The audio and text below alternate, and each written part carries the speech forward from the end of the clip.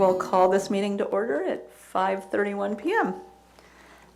Do you want to start with the roll call when you're ready? Yes, thank you. Okay, so who we got here? Miss Owens? Present. Miss Heller? Present. Mr. Klein? Present. Miss Gaskin? Present. Miss Burdette? Present. Thank you. So the next item on the agenda is approval of the minutes from the July 19th, 2023 meeting. Does anyone have any comments? And if not, I need a motion and second to approve. I move approval. Moved by Lori Gaskin, I'll second that. seconded by Chris Klein. Thank you. I'm assuming we do this by acclamation, so all in favor say aye. Aye. One abstain, I was absent. One abstention. The motion passes. Are there any agenda adjustments? There are none. Thank you. This is an opportunity for general public comment. Is there anybody who wanted to speak on items not on the agenda? Okay. And the next item then is committee member and staff communications. We have none. That was easy. So our next item is the election of the vice chair. That's on you guys. That's on us. So, Chris, you are currently the vice chair, correct? Are you stepping out? No. Okay. So we have the option here of, So Chris will move into the chair position starting in January. And so you, as current chair, get to appoint vice chair for next year, who will then step into the chair position for 2025. so the power lies with me. Yes. Ooh. And people can nominate, and then you can ask for a vote, but ultimately you appoint this position. Well, let me ask if anyone would like to nominate anybody, including themselves, for the job. Penny? It has been a while, but I didn't know if any of our new committee members wanted to step in. It's a great opportunity to I just checked in. learn. Anne, do you have any thoughts? I would, but I'm chairing a board of a nonprofit, and I think that being the vice chair of this committee might be too much added on to that right now, but maybe in the future. Can we nominate people that are not present? Probably I'm kidding. Not I'm a good kidding. idea. I'm just kidding. And by the way, Anne, thank you. I know you are doing a lot, so I certainly understand why you're reluctant to take it on now. Penny, would you be willing to step into the role? Sure. Hearing no objections, and when I wasn't expecting anybody, I'm just going to appoint Penny to the role of vice chair, starting for 2024. And I'll be graciously stepping away from my chair. Okay, that business is done. So now we have a presentation by our glorious leader, Alelia, on the Creeks Division transition. It was exactly a year ago. Oh, turn your mic on. It's on. Oh. Wait, here. Definitely not as loud. Use your mouth.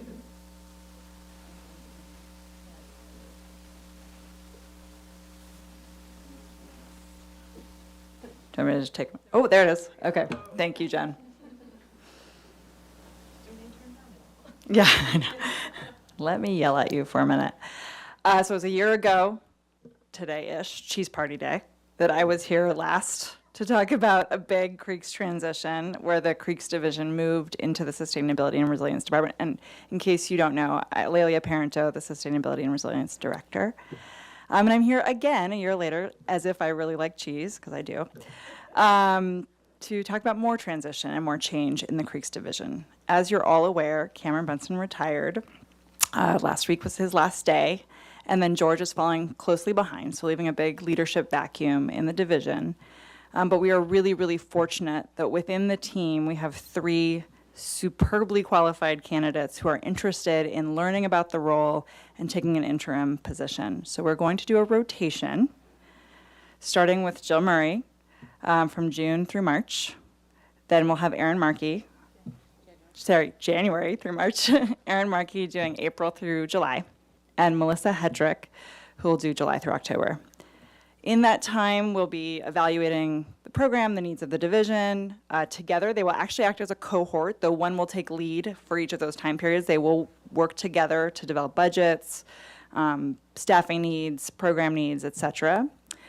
So there should be a nice period of time for them to get the professional development, learn about the operations of the division or the pieces of it that they don't already know. And then we'll be doing a recruitment. It hasn't been decided yet whether we'll do an open or internal recruitment, but we'll work together on that and hoping to fill that position in the fall. Any questions?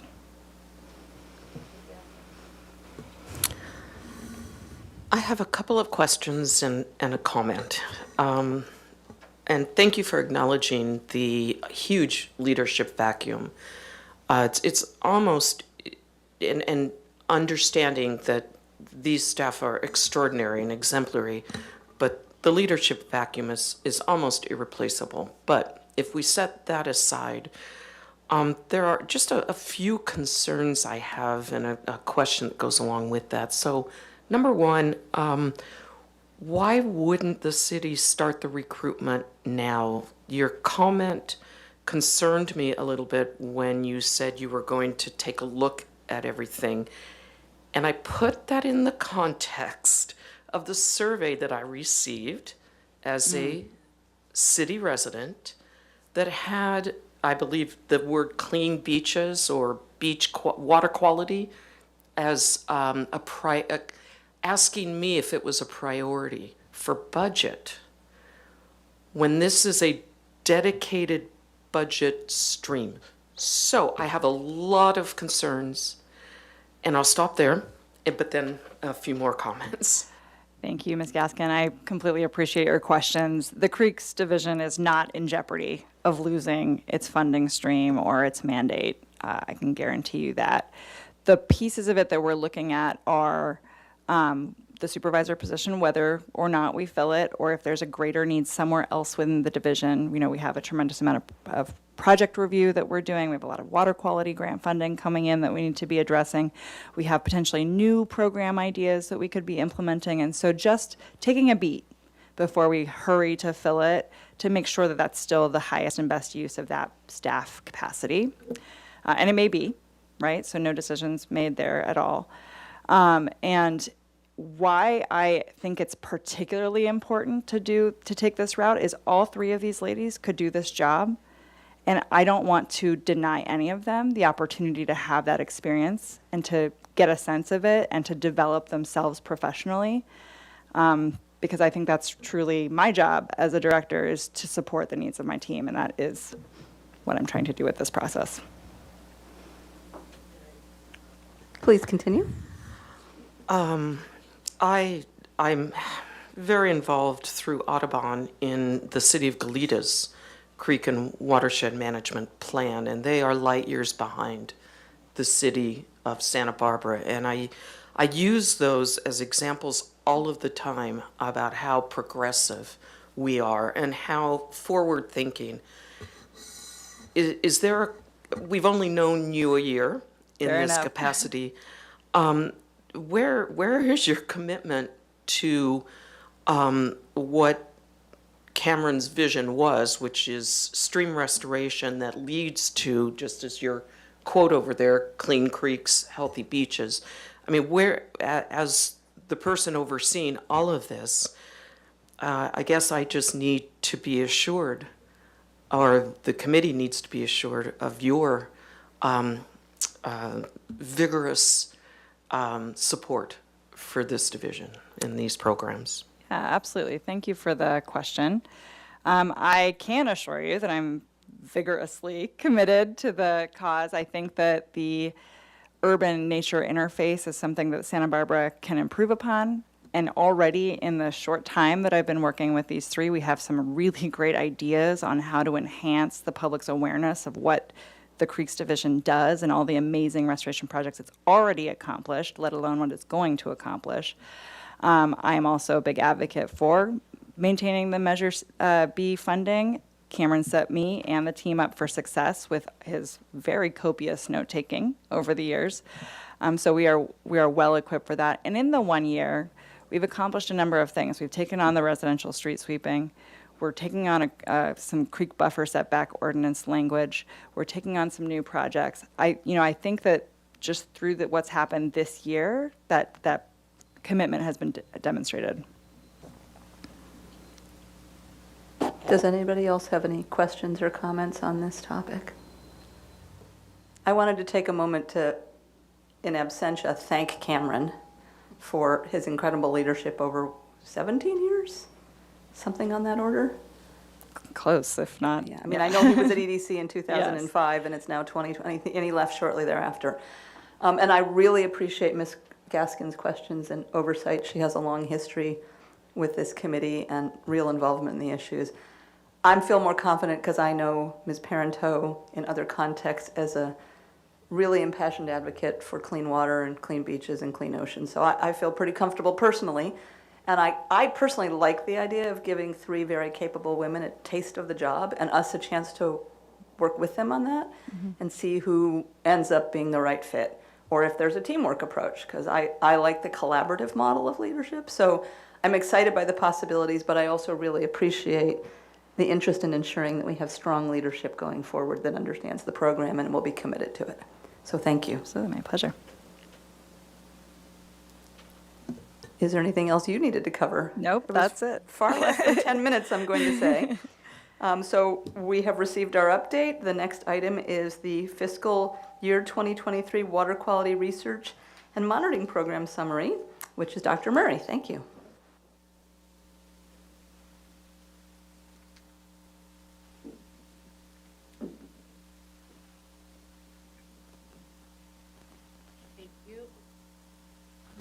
Thank you, and thank you, Alelia, for that introduction. Okay, so it sounds like you just reviewed the July minutes, and I was in those minutes. Have you had meetings since then in this room? Have you had presentations, or has it been all site visits? We were in the conference room. Yeah, October is our work session for CIP. Okay. And we have some cancellations and stuff like that. Okay, well, you know that we make incremental progress on all of our projects, so some of this is going to be review.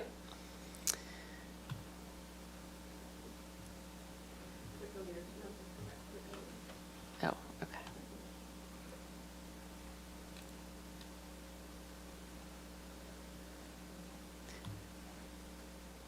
Okay, I know all of you have actually, maybe you have not gone through our research plan narrative, and then I'll go through some updates on some of the work that we did in fiscal year 23, and then talk about next steps. So the purpose of our research plan is to develop strategies for all of our projects and programs.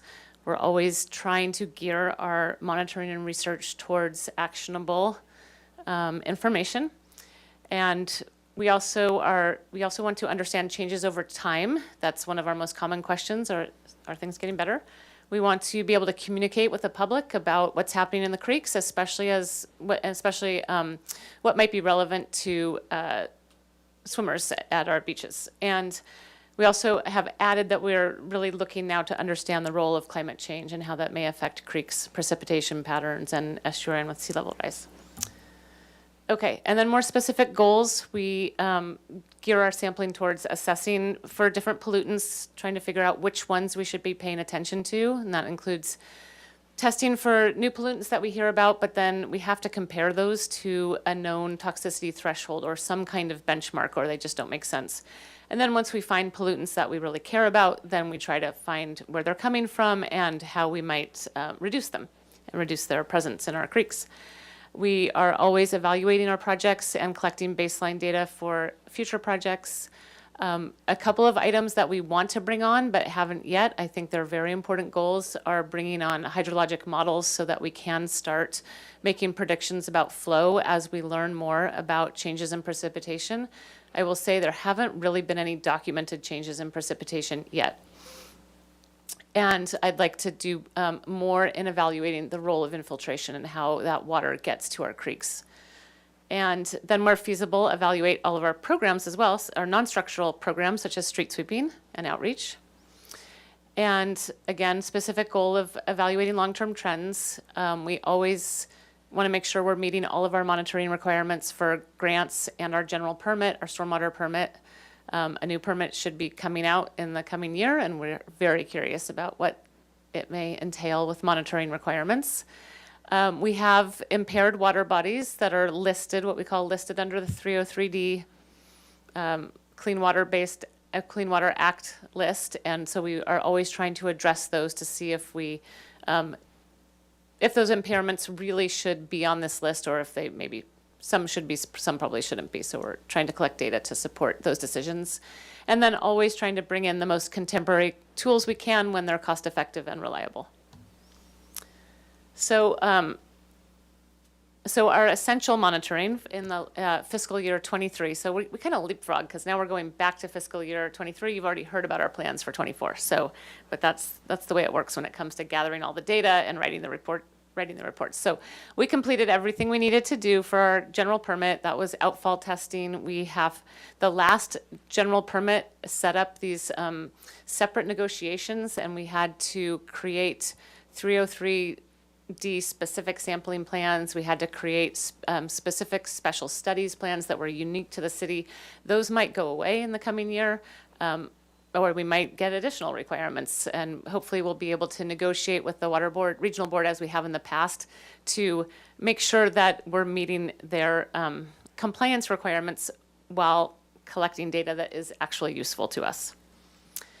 We've continued with our long-term monitoring. That's our biweekly and quarterly sampling, mostly fecal indicator bacteria and our field parameters, and then also our long-term bioassessment that we do every year. And for project assessment, most of FY23 was spent in monitoring the bird refuge as that project was going on. So then just some updates. Our Clean Streets, Clean Seas grant, that really was, we wrote that grant application and received the funding or the notification of funding in FY23. FY24 involves the contracts and dry weather sampling. We are still waiting to get the official sub-award that we can then go on to contract with UCSB and others. It should be any day. FY23, we also brought on to our bioassessment program, we brought on using environmental DNA for the first time. And I talked to you about that in July. So eDNA can be used to test for specific species, such as specific fish or specific amphibians, but also can be used to analyze all of the DNA in a sample for a particular group, like aquatic insects, for example. We were hoping for big improvements in cost and accessibility, meaning we didn't necessarily have to hire ecology consultants or a contractor for every single bioassessment sample. And we set up some testing in Mission Creek while Ecology Consultants was here doing the traditional work. And I already shared some of this with you. The trout results really made sense, and we'll continue to use that, the species-specific testing. We're going to try to add the red-legged frog this year. And then the macroinvertebrate community sequencing, or also called metabarcoding or next-gen sequencing community analysis, we did a pretty extensive test of that. We did 2 different methods, 2 different ways of collecting the samples at the same time that Jeff Brinkman was collecting the samples for the traditional bioassessment, so that we could really see if this was going to be something that someday might even be able to replace. We don't know how long ecology consultants will want to continue doing their wonderful work for us. And the basic results from the eDNA made sense ecologically. We had some groups of aquatic insects where we should expect to see them. Some of the replication was solid, some was less solid. But I hadn't compared the results to the traditional bioassessment when I was last here. I got those from Jeff. And so we have done that now. And the basic message is the environmental DNA metabarcoding is not ready to replace traditional bioassessment here in Santa Barbara, especially.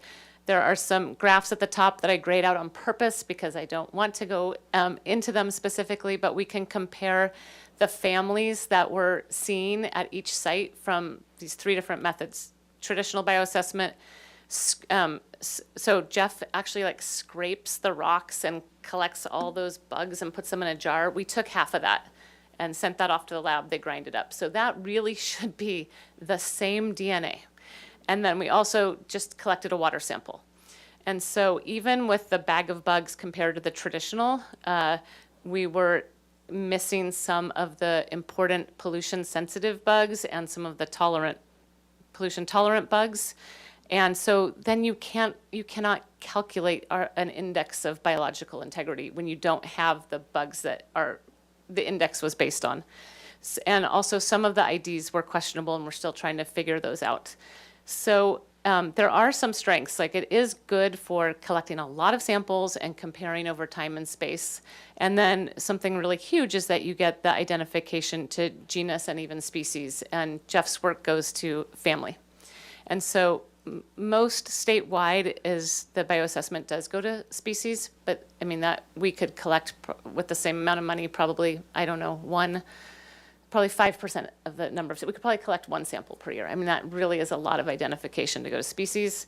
So we are going to continue to collect the eDNA, and we'll build a database where we will have information to species. We can, in some cases, we might collect sequential samples at a site over time, or we might do more higher spatial resolution. We will be able to use those for comparisons. We just won't be able to calculate an index of stream health from that. And we will have all that information once the state has an index of biological integrity. We'll have the data to feed into that. Okay, and so those were some quick updates. Now I want to spend a little more time on beach water quality, because there's 2 projects I'm going to talk about and some policy updates. And so for those who haven't seen this information several times, the state requires the county and all counties to sample weekly all of our beaches for fecal indicator bacteria. And that's what the signs are posted. Those signs are based on the fecal indicator bacteria. All of the beach report cards, all of the beach bummer lists are all based on fecal indicator bacteria. But we've known for a long time that there are caveats because they're not specific to human waste, which we always suspected was the most untreated human waste would obviously have the most pathogens that humans could catch. The fecal indicator bacteria do not always correlate with illness. That's kind of study dependent. And really concerning is they can lead to ineffective water quality improvement strategies. So you might be lowering fecal indicator bacteria, but not affecting health risk, which is what we're all after. And so very early on, the Creeks Advisory Committee and Measure B supported our work to really stop targeting fecal indicator bacteria and really go after trying to find sources of human waste and fix them right away using DNA-based markers. All of this was done in collaboration with Dr. Trish Holden at UCSB, and much of it was also done in collaboration with Geosyntec consultants, especially Brandon Steets. And so one of those projects that we're working on, one of our source tracking projects is Laguna Watershed. We did this work in FY23. We've kind of been incrementally every year trying to understand a little bit more about what's going on in Laguna Watershed. And last year was when we did our first storm monitoring of actual wet weather collection from storm drain sites. And for the first time, we could filter those in-house and then store them and get them to UCSB for their DNA analysis. And this is really exciting. And so I've gotten preliminary results back, and there are much higher frequency of human waste marker detections in those samples in wet weather than in dry weather. Don't yet have the numbers, so I don't know if they're just above the detection limit and likely not a potential health risk, or if they're higher, and we really need to look into this aggressively sooner than later. And then those results will be due in January. And even the preliminary results are informing our current sampling. So then the other project is our beach swimming risk project. And previous work for years has shown, based on some of the DNA-based work, that we probably have a very no to low health risk at Santa Barbara beaches, but we haven't collected the type of data that you really need to be able to quantify health risk. We've been able to say there are human waste markers here, and they are this frequency or that frequency at this level, but we haven't done something where you can relate that to an actual health risk. And to do that, you have to collect a bunch of pathogens, and then you have to feed it into a model that have dose response curves for each of those pathogens. That's called a quantitative microbial risk assessment. And so we're doing this for the first time in Santa Barbara. Normally, you would pay $1 million to have something like this done. We're doing a very pilot scale study where we're collecting the samples. We sent them off to UCSB, sent them off to Weston AP Genomics, and I would say pilot scale, 5 beaches, 4 dates, all in dry weather, and we're getting those results back and reviewing them. So really great news. So that's 20 samples, and we tested for enterovirus, human adenovirus, and 2 noroviruses. And excuse me, we had none of them were quantifiable, and 18 of those were not detected at all. So 2 noroviruses were detected, but not a number that you could feed into any kind of dose response. So we can say that the human risk appears very low. We will do the quantitative risk assessment. Also, there's some concern that some of the bacteria that could come from seagulls could elevate a health risk. And so there are some more results that I'm not showing, and that will also be fed into that model, and we'll find out. So we'll get the goal markers and the QMRA by March. And this has some potential impacts in that if we have quantifiable region-wide no or low health risk in dry weather, we could argue someday that we don't need that fecal indicator bacteria-based system. And there is some language in some of the policy documents that could allow for that. Now I want to talk about the research, the impact of all this research. And I had mentioned, I think a year ago, that we had presented at the 3-day California Bacteria Summit. This was one of the most, if you're into beach water quality, one of the most amazing experiences I've had, and they now have produced a summary of this. So if you are interested, you can go to this, you can look on the Water Board site for the California Bacteria Summit summary. And this was the first time that I've heard regulators say that the fecal source matters. So while we have been studying this for 20 years or 18 years, there has been such a resistance to changing away from fecal indicator bacteria because there hasn't been something better to move to. And when we talk about like risk-based approaches, those are much harder to enforce. So there's just every time that objectives have been reviewed, they still come back to indicator bacteria. Also, implementation matters. Like, we don't want to just control fecal indicator bacteria if it's not going to actually reduce the risk for swimming. So this was wonderful to hear all this. Unfortunately, the NGOs weren't there.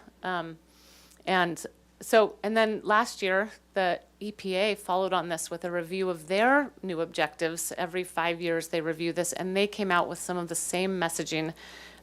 Their recommendations are to review some more epidemiology on higher risks to young children, but they're going to, for the first time, really look at exposure to viruses, like we were doing, and focus on human feces, as this type of contamination presents the greatest risk of illness in recreational waters. So for the EPA to say this, things will change. It's not going to happen quick, but with our state interested and the EPA giving this backing, things will change. And so now coming up is the 2024 Bacteria Summit. This one, our Stormwater Agency group is not a major player. This is targeted at engaging tribes and NGOs.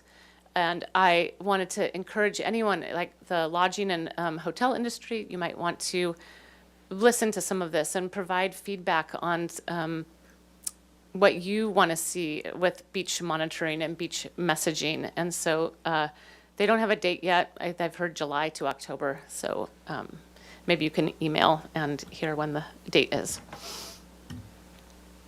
I'll just finish this by saying it's just after like very, very slow movement, it's really gratifying and exciting to know that everyone is coming to some consensus that we really need a change and to be more risk focused.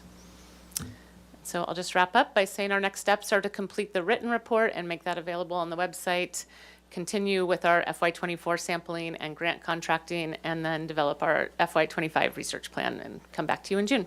So I hope that wasn't too much review. and I'll take any questions. Does anyone have any questions or comments?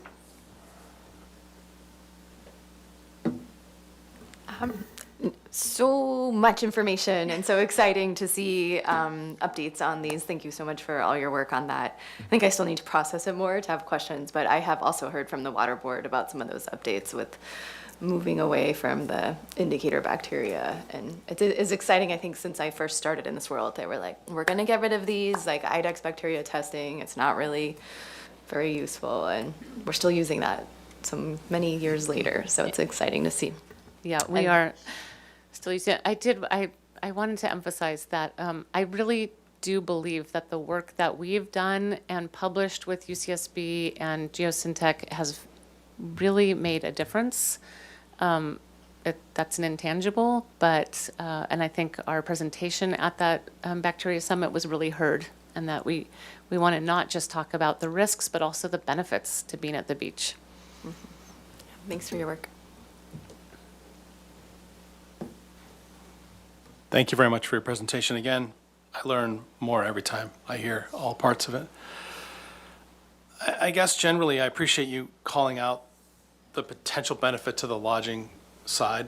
I think that in a very general sense, with the Measure B money coming in to support this fantastic initiative that has brought so much positivity in the last 20 years, as a lodging general manager, I'd love to see that leveraged in the sense that, in a sense that at some point, people would feel comfortable in saying Santa Barbara's beaches are clean and ready to swim in.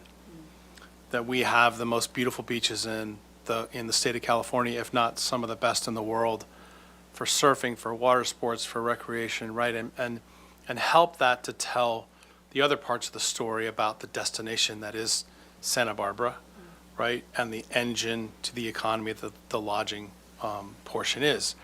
I guess that's loosely something that I'm interested in, but I'm very dependent upon the data, because as I've sat here now for over a year, I've learned how compelling and important the data is, right? And that the last thing you want is to go out and make claims like that and then have, in a sense, holes punched in your theory. That wouldn't be a good thing. So just in general, I really appreciate you calling that out. I really appreciate the data. I'm going to, ask the committee as we move forward into 24 to have some conversations about this and find at least some solid footing of like when and if and what does it look like and all of that, if we feel that we might be able to draw that connection.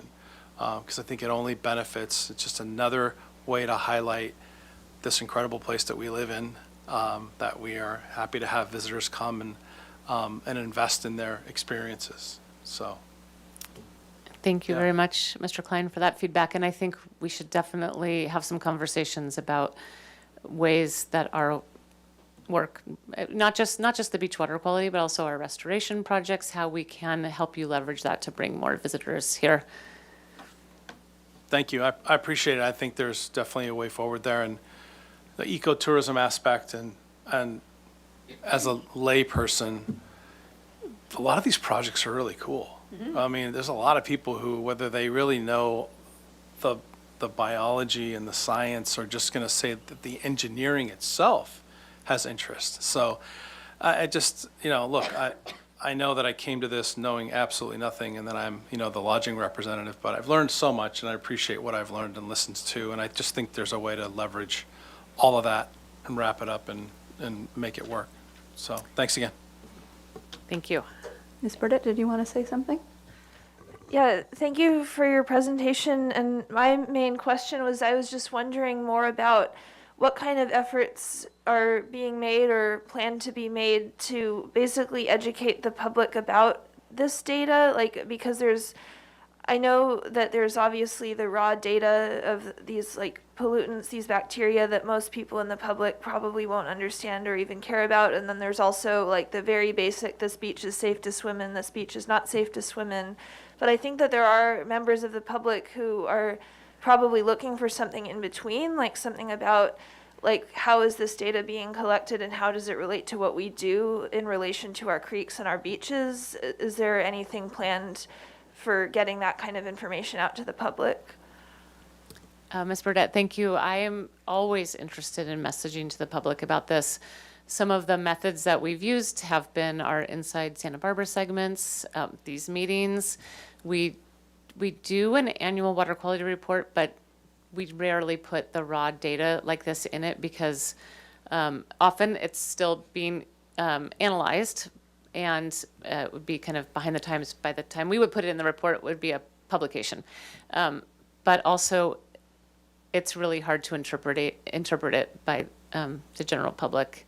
So then there's also our peer-reviewed publications. And we have a couple of we have one document that I wouldn't really say it's for public consumption, but it's for other municipalities to take on some of our tools and encourage them. But I would love to hear more ideas about how to reach people. We've done some chapters in our water quality reports that are kind of standalone. That I've one on interpreting some of the epidemiology data that's out there. And whenever someone calls to ask about the safety of surfing, especially after it rains, I'm able to share that with them. Maybe that's something that local nonprofits could also be involved with. I'm on the board of the Santa Barbara Urban Creeks Council, and my activities on this committee are separate from that. I'm not speaking on behalf of them, but I know this is something that we have talked about. And I know there's other organizations that focus on educating the public. There's like Explore Ecology, there's Channel Keeper, there's CEC, there's like many organizations in this area that maybe could help with giving that data in a format that the public can understand. And those are all great ideas. And I do speak at Surfrider periodically as we have more information. Ms. Gaskin? Thank you. And again, I echo my fellow committee members. That was, once again, excellent and really thorough. One comment related to this strand of conversation, and this might be bizarre, but I can envision on the city's website, health of beaches tab, or beach health, or whatever, that surfers, visitors, residents could just click on it. It's almost like Mammoth Mountains, what's the snow like that day? And I don't mean on a daily basis, because our quality doesn't change that rapidly except during storms. But nonetheless, I think that we should use our new app. We should definitely use the city's website for messaging and get away from more traditional approaches. But that's just a thought. But my question, does the science, is it able to discern bacteria or fecal matter coming from dogs as opposed to humans? Ms. Gaskin, first, I liked your ideas about the messaging. Fecal indicator bacteria cannot be divided into dog versus human versus seagull. But these markers, this like the human waste marker, there is also a dog marker. And we've utilized that numerous times in our studies. And so where you can't exactly partition the fecal indicator bacteria, you can say, we're finding mostly gull marker in the ocean, then maybe about, I don't want to misquote this, but some lesser amount of dog marker, and then a much smaller amount of human marker. And so one of the really neat studies that we did, and I think we have a link to this published paper on our website we have in the past, is we were seeing the dog marker in Arroyo Burro Creek quite a bit. And so we went and walked and did door-to-door outreach at all the houses that were creekside and asked them to please pick up their dog waste and tell their kids to pick up the dog waste. If they had landscapers, have the landscapers pick up the dog waste, get it in the trash. And we measured a reduction in the dog marker. It was really neat. But the fecal indicator bacteria didn't change at all. So it didn't change beach warnings, but it was amazing to see an outreach effort result in improved water quality. If I may, that's a perfect example of just some very streamlined messaging doesn't even have to have numbers associated with it, but we're finding gull, which is natural, dog, human, pretty low, so, you know, dog walkers, we need your help kind of thing. But thank you. Thank you, and feel free to email us any specific ideas. I mean, we've had a lot of dog waste outreach produced, but if you can think of a way, like what venue, what media, to kind of add a little bit of the science into that, please send it our way. I also wanted to add my thanks and how impressed I am by the quality of the work that you and the division staff are doing that are actually affecting the larger field, and the way that this material is studied and how we're changing how we approach the subject matter. So congratulations to all of you on that. As someone who used to serve on the Dog Political Action Committee, I'd be happy to talk to you about ways to reach dog owners about dog waste, because that was one of our motto was courtesy, cleanup, control. And the cleanup portion of that obviously is critical. So that's an ongoing passion of mine as a dog rescuer. But again, thank you for this. And I think I want to agree with the other members of the committee that targeted marketing to get the message out and create a vision of the city that speaks to all the constituencies, including what Mr. Klein mentioned, could be a really exciting opportunity to brand us as a community that is very committed to creek and beach and ocean water safety and cleanliness. So I don't remember if I'm still on that committee, but I would love to work on that. Anything else from the committee on this? Or we thank Dr. Murray and let her move on? I think this was the most sustained and meaningful feedback I've received, so thank you very much. It makes the work all that much more gratifying. Wonderful, thank you. And our next presentation is going to be the Water Quality Public Awareness Survey results, which ties into what we were just talking about, public awareness, by Ms. Smith. Thank you. Good evening, everyone. It is, yeah. Sorry, a little quiet. Thanks so much. So tonight, hopefully, oh, there's Richard. Wonderful. I'm here tonight to introduce our consultant, Richard Bernard, with Fairbank, Maslin, Mullen, Metz & Associates, also known as FM3. Richard will be providing us preliminary results from our most recent community awareness survey.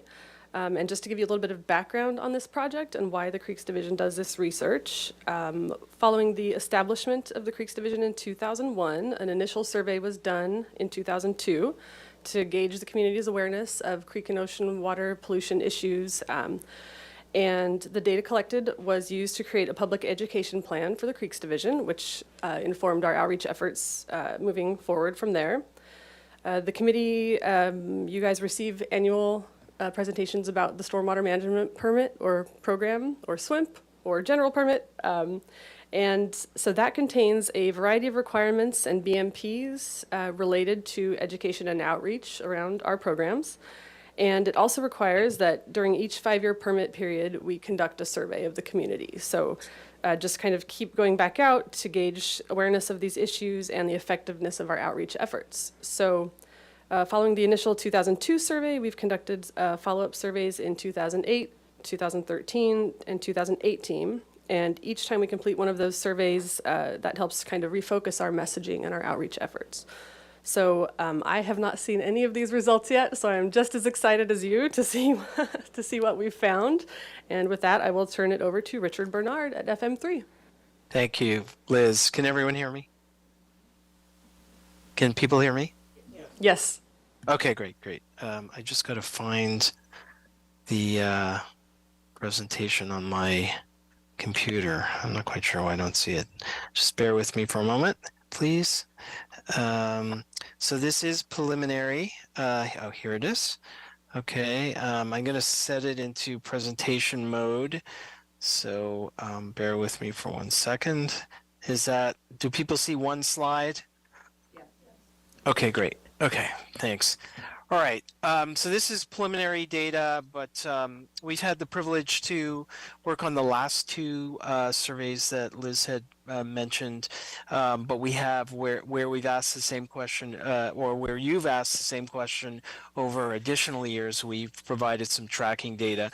I first want to thank the staff at the Creek Division, and also I guess it's called the subcommittee, who met with me to provide some insight and helped improve the quality of the survey. So for that, I will blame you in a positive way for better questions. All right, so we conducted the survey between October 17th and November 10th. And actually, that should say 2023, sorry. And it was a dual mode survey among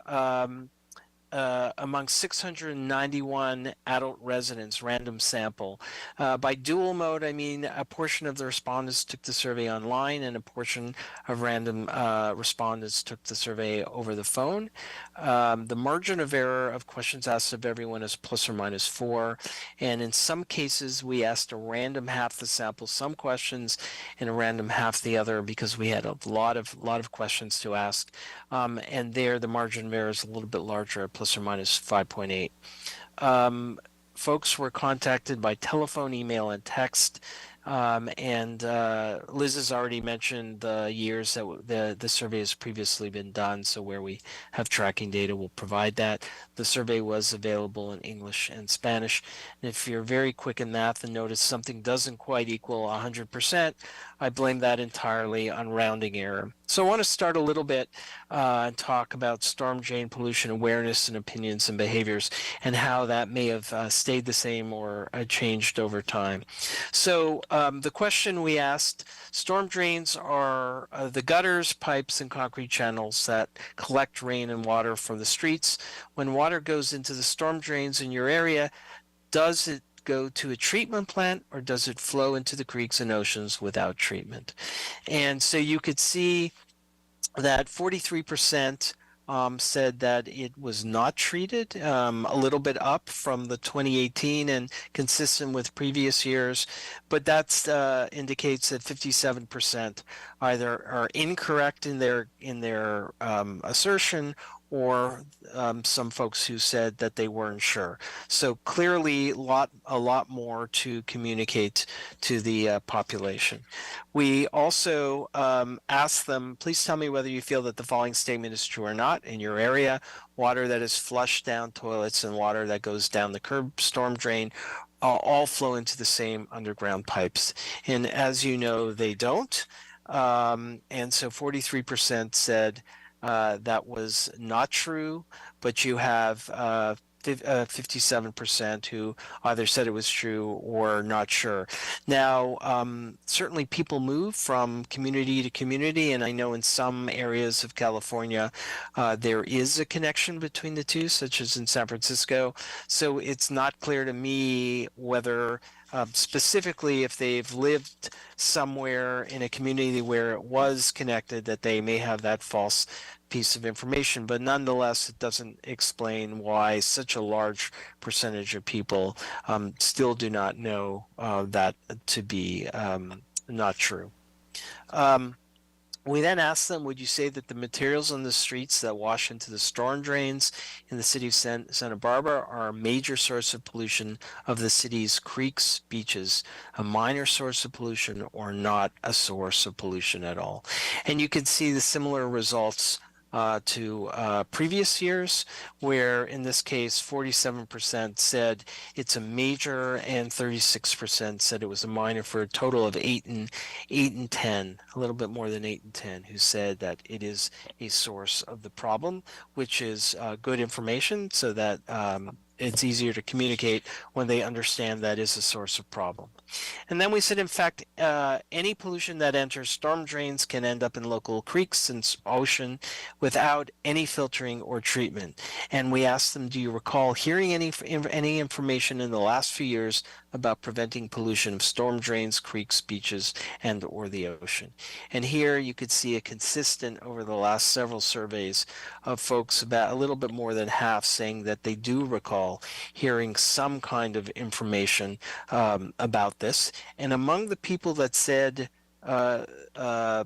they recalled, we asked them, where did you see or hear information about preventing pollution from getting into storm drains, creeks, the ocean, and onto beaches? So it's a little smaller subset of the folks who were interviewed. And 27% said TV in general. 13% said on the storm drain. Often they're referring to the markings that are there. And 12% said the news. Now, one could imagine that many of the folks who said TV, certainly in the 2023 survey, would have been related more to the news, since I believe the Creeks Division had less commercial related kinds of ads than they did prior to the 2018 survey. Again, with the same group who said that they recall hearing something about that. We wanted to get a sense of what they actually recall hearing. And so we took open-ended responses and we grouped them and we allowed for multiple responses. And here, sort of a combination of folks who said prevention, protection, make the streets clean, make the drain clean, be careful about what gets into the drain. So that just sort of the nexus between streets and drains, and then the quality of the water has increased in terms of knowledge over time. That was the big difference relative to the 2018 survey. And again, with the same group of folks, we said, as a direct result of seeing information in the past year or two about pollution of storm drains, creeks, and beaches, and or the ocean, did you make any changes in behavior? And so we have about 2 in 10 that said that they've made some changes, but about a little bit more than half said that they had already taken actions previously in trying to do something about it. And so we asked them, the same group, we asked them, what did you do? Or the group that said they took action, we asked them, what do you do? So it's a smaller subsample. So these folks would have had to hear some messaging and would have had to take action.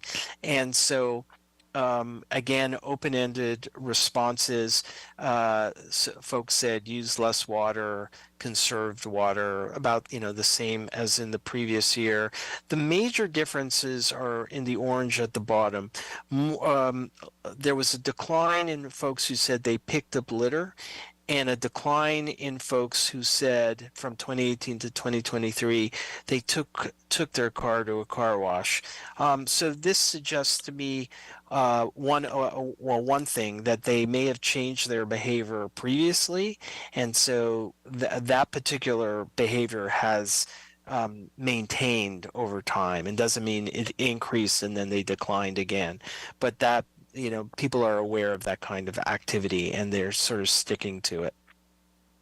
And then we asked them, can you briefly describe the actions you were already taken to protect water quality? Those are the folks who said they had already taken actions. And there they said, well, they don't litter, they don't dump items into the storm drain.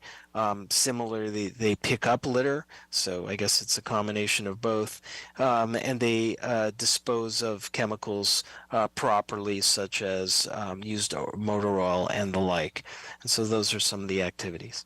Now, going back to the full sample, we gave them a series of different things that are often end up in the street and storm drains before flowing into the creeks and the ocean. And we asked them on a scale of 1 to 10, 1 to 5, where 1 is not a very serious problem and 5 is a very serious problem. How serious a problem are these particular items? The bright orange is very serious. That's a 5. The dull orange is somewhat serious, which is a 4. And I've aggregated the very and somewhat serious on the right-hand side. And you could see the leads are automotive fluids, such as motor oil or antifreeze. About 2/3 said that was a very serious problem, and 8 and 10 said both either very or somewhat serious. Pesticides and herbicides lawn or garden fertilizer like Miracle-Gro, trash and litter such as fast food wrappers. Those were among the top, but you can see many of the items scored extremely high. Other items are much more modest, but as we can only imagine, each item is a problem nonetheless. Now, in terms of behaviors and perceptions of pollution related to landscaping, this was a new question that we asked. The next two questions are new questions. We said, how likely would you be to direct rain gutters so water from your roof goes into the landscape areas if you knew it would help improve local creek and ocean water quality and wildlife habitat? 85% said they would be very or somewhat likely. So this was something that the Creek Division was interested in seeing, and even if it was only 47%, so almost 1 in every 2 that would say that would be a big or a significant change in behavior and impact in terms of local water quality if folks were willing to do that. And we also asked related, how likely would you be to direct rain gutters so water from the roof goes into landscaping if you knew it would help recharge groundwater and prevent impacts from future droughts? And there, 90% said that they would be likely to do it, with 1 in every 2 saying very likely.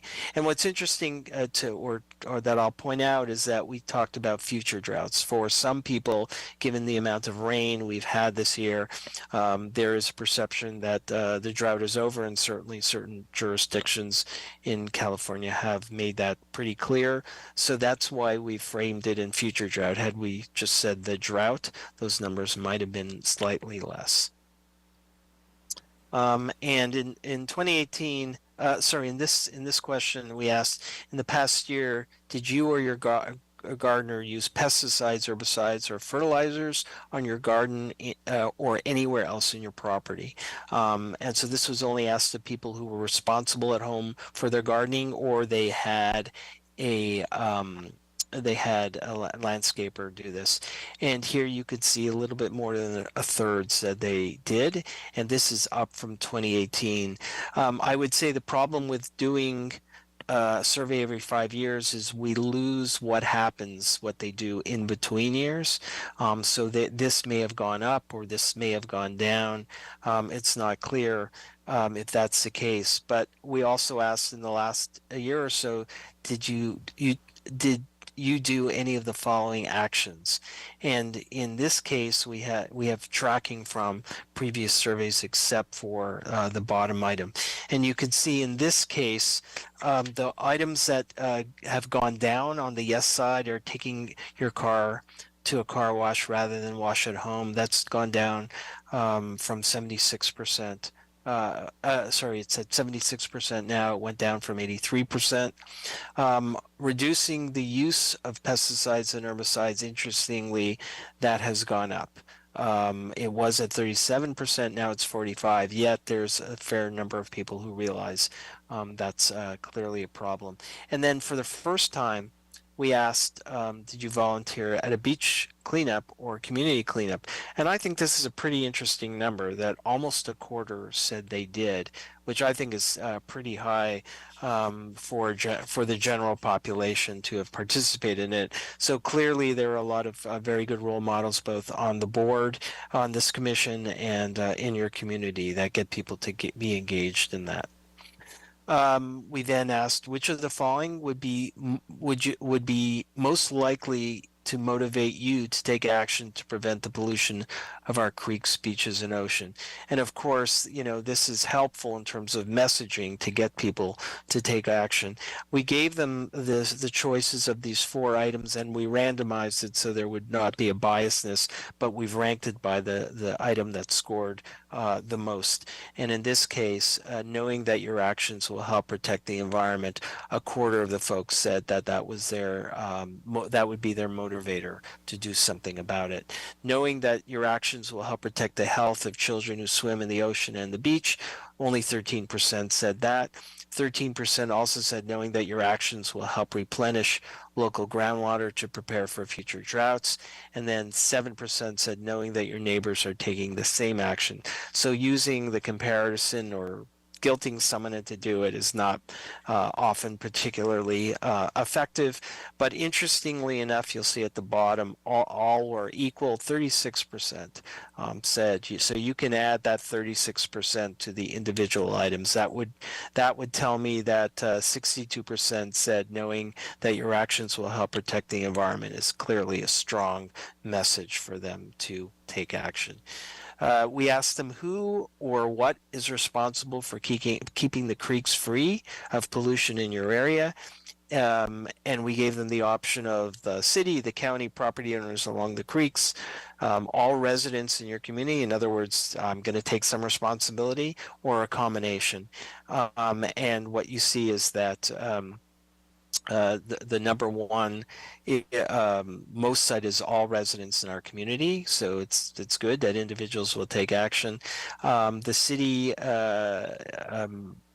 people identify exclusively the city as 14%, but if you can combine the combination, it's at 42%.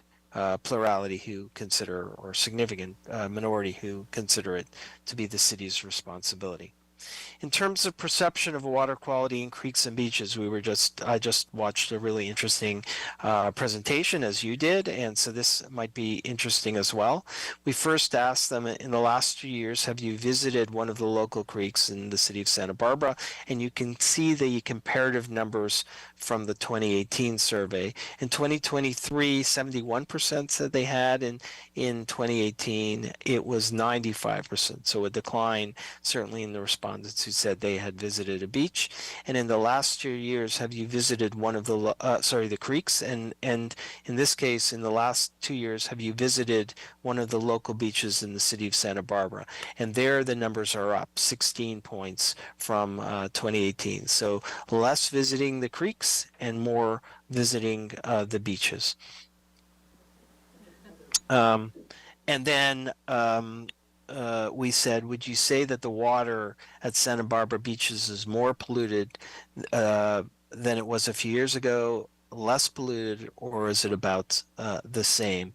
And here you could see that the numbers, sorry, I can't read the screen on this side there. Okay, you can see the numbers are a little down from 2018 in terms of more polluted, but you have to imagine that for some, the same means it's just as polluted. So it doesn't mean that the perceptions are necessarily less, but comparatively to the last few years, there's a perception that it may not be as bad as it was seen in 2018 or 2013. By gender, you could see women think it's more polluted than men. And by race, Latinos, these are self-identified by race and ethnicity. Latinos, 41% perceive that it's more, whereas whites, it's only 29% that say it's more. So among the people who believe that the beaches are more polluted, we asked them in their own words, why do you say that they're more polluted? You can see the 2018 results in the second column and the 2023 results in the third column. And probably not surprising, relative to 2018, the pollution from rain or storms. And we know that there's been more precipitation in 2023 than there was in 2018, where we were experiencing more of a drought. And similarly, if you look toward the end of the graphs, you'll see mudslides at the water. In 2018, that mudslides, I'll remind you, I'm sure you don't have to, was a big thing, whereas so that 21% was attributed to the mudslides. In 2023, it's only 1%. So you could see the differential there. So clearly climate related at the time. Among everyone, regardless of whether you swim or surf, would you say ocean water quality at the city of Santa Barbara beaches is safe enough for swimming or surfing? 67% said that they perceived it was. and hence 1/3 are just not sure. And that could be because one, they may not go to the beach, or two, that they just not as educated as some of the speakers that spoke tonight. And 15% said no. So you've got about 1/3 that they do not feel comfortable to say that it's safe, but 2/3 do. And then we asked, are you concerned about becoming ill after swimming in the ocean along the city of Santa Barbara's coastline? 37% said they were concerned, a little bit more than 1/3, with 11% saying very concerned. 1/3 were very specific and said only concerned after a rainstorm. We know after a rainstorm and the polluted stormwater runs out into coastal waters, and hence the ocean, we know that those numbers in terms of water quality are worsened. And then about 1/4 said they're not concerned. By age, you could see the concern is greater among younger folks than some of the more middle age and 75 plus groups. By race, voters of color are more concerned than people who self-identify as whites. And then on the right-hand side, by Latinos by gender and whites by gender, you can see, Latino men are the most concerned of those 4 particular groups. Moving on to some proposals, we tested a variety of proposals, and we asked them, do you favor or oppose these particular proposals? The dark blue is strongly favor, the bright blue is somewhat favor, the dull orange is somewhat oppose, and the bright orange is strongly oppose. I've aggregated the total favor and total oppose on the right-hand side. As you can see, these proposals are strongly supported across the board, with a few much more strongly. And the number one item is replacing paved areas with surfaces that allow rain to soak into the ground so that they're permeable, hence are not rolling off into the street and hence into the creek and other bodies of water. Next, we asked about removing invasive non-native plants on public property and replacing them with native plants. Strong support, very similar statistically to 2018. And then purchasing property alongside creeks to protect it from pollution or development. And there the numbers again are very strong, sort of a 3-to-1 ratio of favor to oppose, with a little bit of a stronger don't know enough about it to offer an opinion. And now I want to go into the sources of information. There were a lot of questions over the last presentation, like how do we communicate it to the population? Well, I'm not sure I have necessarily the exact answer in terms of how you talk about it, but this survey will help give you a sense of where people get their information, and that might provide an opportunity to communicate the important information that was mentioned earlier tonight. We gave them a list that we randomized and asked them how frequently to use this source of information to get information about the city's programs, events, and issues. The dark blue is frequently and the bright blue is occasionally. I've aggregated the frequently and occasionally on the right-hand side, and I've ranked it. Rarely is the dull orange, the bright orange is never, and the gray are folks who said, well, they're not sure if they use that or not. The lead remember, this is just a general adult population, 18 plus, is the Santa Barbara Independent News paper online or in print, with 65% saying frequently and occasionally, and the strongest intensity, i.e. that dark blue, at 36%. So a little bit more than a third frequently use that paper, either online or in print or both. And then you could see the Newshawk online, 54%, but you'll notice the intensity that frequently has declined a little bit to 28%, but still pretty healthy relative to some of the other examples. Newsletters or flyers included in your water bill, a very good source of disseminating information. And as you go down the list, you could see that that dark blue is starting to decline pretty dramatically, but nonetheless, there are sources of information that are at least looked at occasionally. My general recommendation to every client is that you want to incorporate your message into a number of sources so that they see it in a bunch of places, and then there's better recall as to what your message is. As we go down the list, you could see that frequently has really pretty much dramatically declined, and that large swath of bright orange has increased. So the question is, you want to use the best bang for your buck in terms of how to communicate, and we'll certainly provide this to the committee and as well as the Creeks division, and you can use this kind of information thinking about it, where and how you if you should communicate. And as we go down the list even farther, the numbers, when we have less than 5% in any column, we don't even put the numbers. So you could see City of Santa Barbara's official Facebook page. There's less than 5% who use that frequently. City TV Channel 18, modest, certainly modest amounts. So this will help.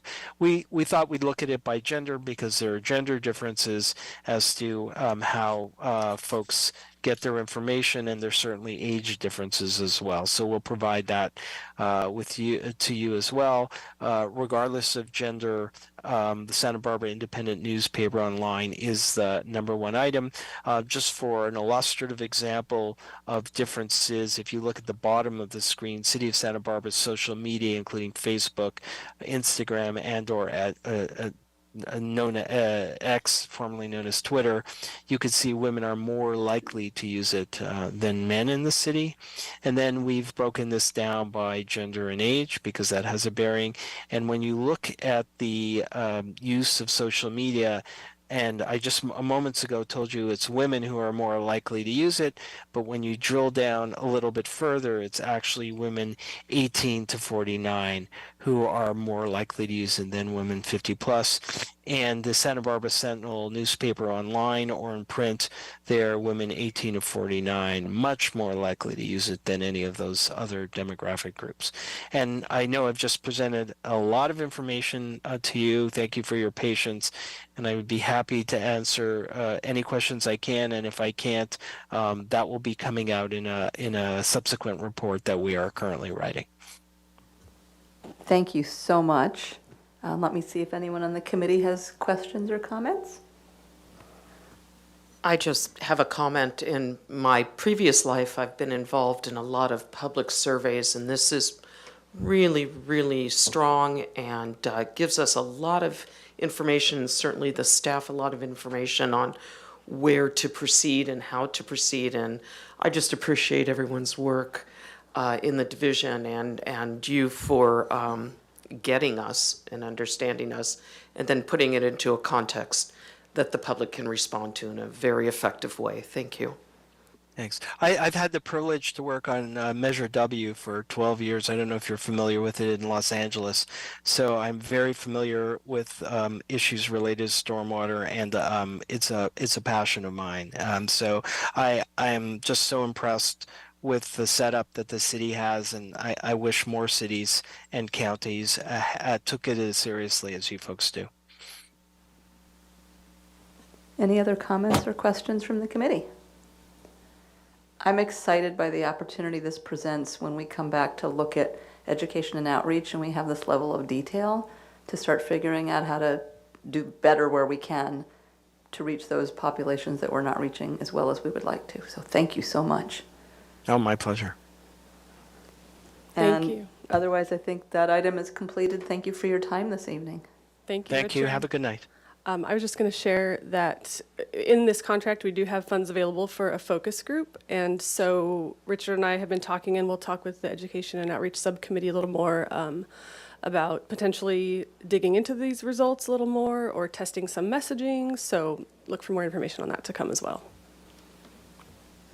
I think our Thank you. final item on the agenda is the 2024 regular meeting schedule, which you should all have, and to see if there's any feedback, comments, or questions, and if not, I'll take a motion and second to approve it.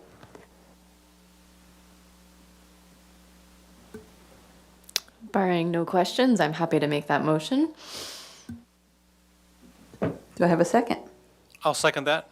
Okay, moved and seconded. We'll do this by acclamation as well. All in favor, say aye. Aye. I Motion passes. Thank you. And on that note, we're adjourned. And this is the final meeting of the year. Thank you to everyone. It was an honor to get to serve as chair, so thank you for that opportunity, and I'm looking forward to continuing to being on the committee in 2024, having just been reappointed. Thanks, everyone. Good night.